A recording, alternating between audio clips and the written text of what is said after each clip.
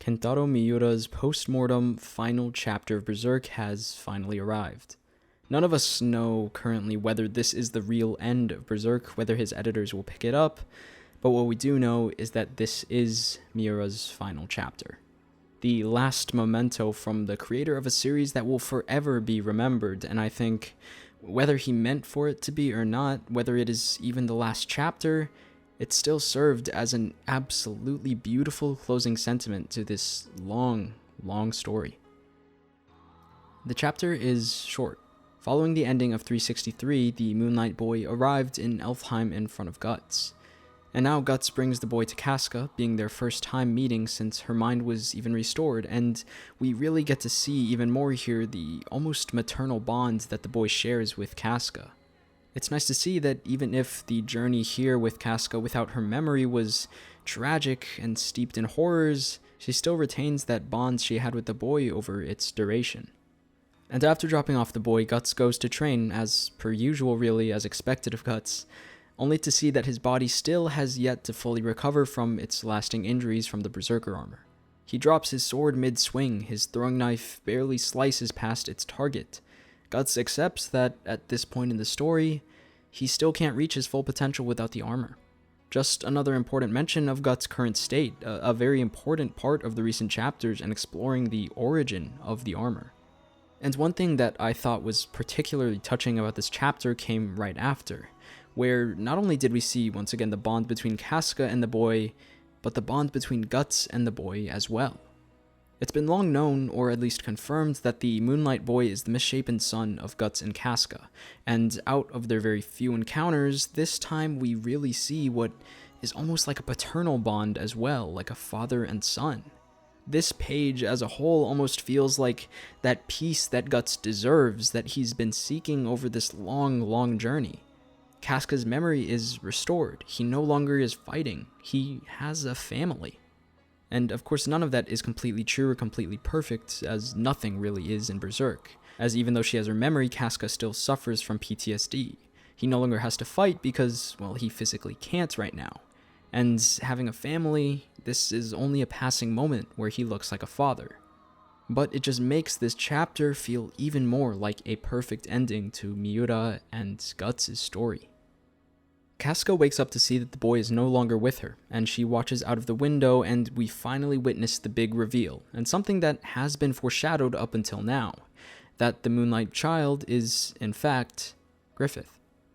In chapter 358, we saw Griffith noticing his hair starting to darken, and then he disappeared from his chambers into the night, and coinciding with the recent sighting of the boy in the last chapter, we now witness what we all kind of expected as he transforms into Griffith. And he says to us how on nights on full moon, he becomes an infant. He feels the embrace of a familiar warmth. But as he awakens from that dream, only a faint feeling of loneliness remains, but that too, even, disappears in just a moment. Like a single teardrop, just like the morning dew. I really have no words to describe this ending. Not only because the line is so poetic, but also just because of how much of a callback it is to what we've witnessed in this story. It's the first time since Griffith's reincarnation as Femto that we have really witnessed him show emotions like this, let alone shedding a tear, one of the most significant embodiments of feeling emotion. We of course know that on these full moon nights, the familiar warmth he feels is Casca, as he always visits them as the Moonlight Child. And to know that Griffith does still feel emotion and sadness and a warmth towards Casca is just another testament to the complexity of this character and this story. Perhaps what we always saw and thought of as a maternal or paternal bond between Griffith, Guts, and Casca was in fact the bond of old friends reuniting. In those short moments where Griffith changed into the boy, he naturally always returned to what remained of the Band of the Hawk. But then again, you must think it could all just be a facade. That's the great part about Griffith and Berserk in general, is that all the characters, especially Griffith, are so multifaceted and complex that it's almost impossible to say for sure what they are feeling. I also think that the simile comparing these emotions to the morning dew is just a work of art from Miura. Morning dew as an object is always associated with not just purity, but beginning a day anew. A fresh beginning. And beyond just the comparison of that to a teardrop in the chapter, the comparison of Griffith being reborn in the light of a new day as a knight in shining white, pure armor is another callback you can see.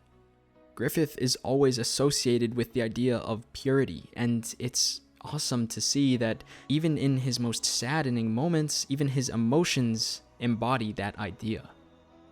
Lunar eclipses also only occur during full moons, making another contrast between the pure black of the eclipse and Griffith becoming femto, and the full moons where the Moonlight Boy appears, a symbol of rebirth and purity.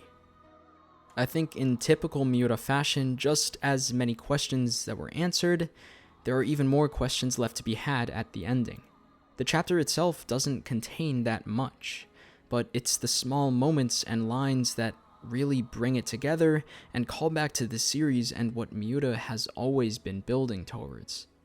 I think once again seeing Griffith show emotions and seeing the Moonlight Child connecting him to Guts and Casca as a friend one more time, even if that perfect vision of them being reunited as the Band of the Hawk can and never will actually happen, it's amazing. It's so touching as someone who has spent so many years with this story. It's beautifully drawn, and I once again would like to thank Kentaro Miura for the journey that he started and the lasting memories that it will leave us with. Rest in peace.